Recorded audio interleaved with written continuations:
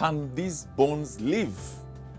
This is CITAM Church Online, and I welcome you to watch this video.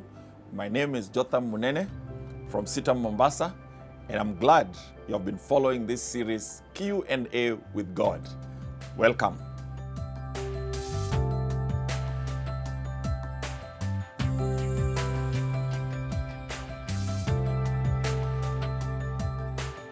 Can these bones live?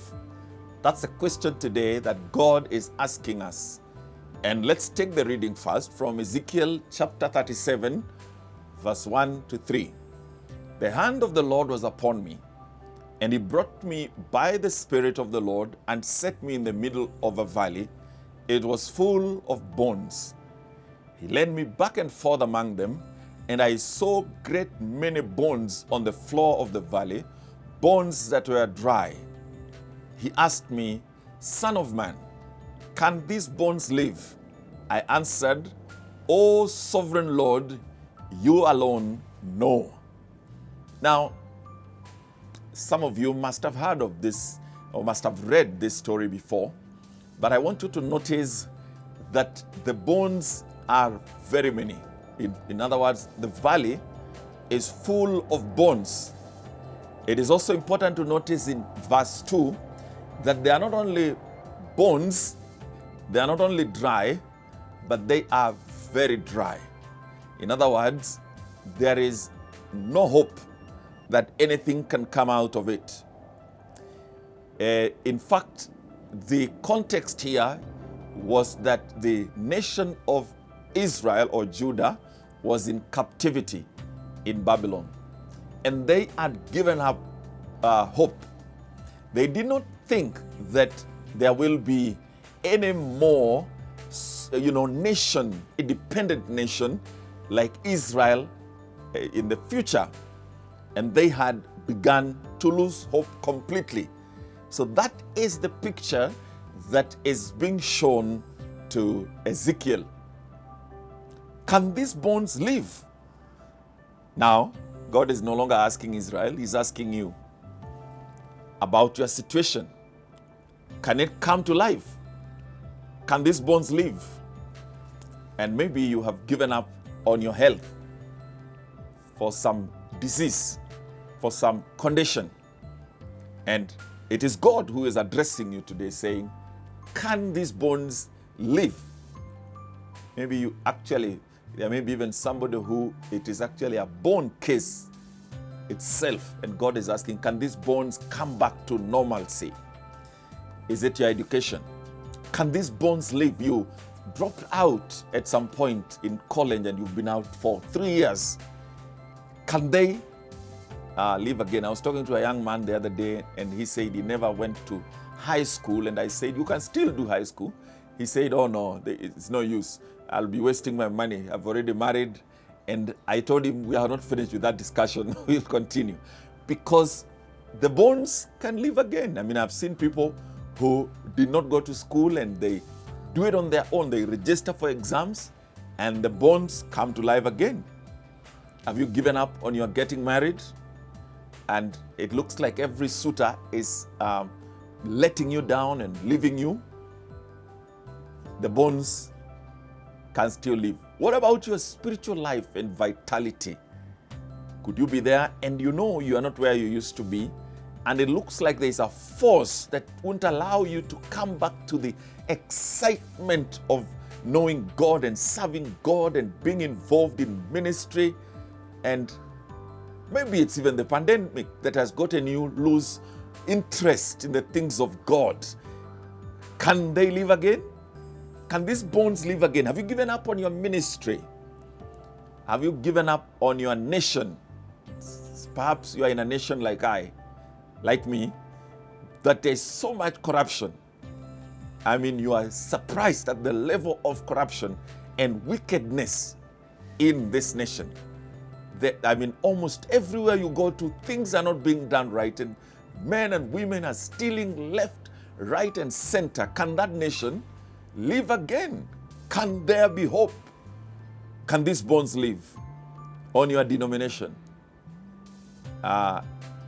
There may be somebody also watching from a large denomination, and you've been praying for it, for there to be revival, because you have noticed that nothing seems to be there. Everything has become pure tradition, pure simply what some people call mutaratara, just going through the list of things that need to be done. But the Holy Spirit doesn't seem to have space in your local church or in an entire denomination. Politics have gotten into there, and the flesh and tribalism and nepotism and things that make you wonder, can these bones, my church, ever live again? Or you are a leader of a Christian union in a college, in a school, in a university, and you hear stories from other campuses and you wonder, what about our own? Can there be a campus-wide revival? Can these bones live again? The correct answer, you might have guessed, is yes. But Ezekiel did not say yes. He said, you sovereign Lord, no. That's the way to go about it. You attach your faith in God's sovereignty. By saying, you sovereign Lord, no, he is confessing that there is nothing that is beyond your ability. But since he asked you, can these bones live? And he's asking you to do it through this video. It must be because he wants to demonstrate his power in you. That's how he got you to click that link to get here. So the correct answer is to tell God, Lord, you are sovereign, meaning there is no limitation, and you know. And then there's another thing. Once you tell God that, God saying to Ezekiel, prophesy. So you need to prophesy. Prophesy is to speak things of God. So speak life to that situation. When you're praying, you not only ask, sometimes you speak things, you prophesy. And you may have to speak more than once. The solution, the answer may not be immediate. In fact, it may be gradual. Even a physical healing of your body may be gradual. It may be so gradual that by the time you're totally healed, you forget that you started from a very bad space. So, as for Ezekiel, we may start with a rattling sound in verse 7. The next thing may be bones coming together. And at that time, people may not think there is anything serious coming into your life. And then the tendons will begin to come. Then the flesh, then the skin, and then the spirit covers these bones. The spirit, the wind, in Hebrew is called the ruach, comes and now brings total revitalization in the situation you are in. And then it is said, later on if you read, it becomes a vast army. That's what the NIV says. The New Living Translation says a great army of what was just bones. Actually, it looks to me that the worse the situation, the greater the army will be, because there are very many bones to use when they come back to life. Can these bones live? Yes, they can. Notice that God involves Ezekiel in the miracle. So you also need to seek God to know which part you need to play. It may be that it's only one plug that you need to push, and this whole miracle begins to happen. Let's say it's a place of work and you want to see revival. It may be that you just need to take one step, approach the boss and say, can we begin to have prayer meetings during lunchtime? And even during these times of lockdown, you can still do such things. I was invited recently by one of the insurance companies in their staff devotion, staff Bible study, and we did it over, on Teams, Microsoft Teams, and it was excellent.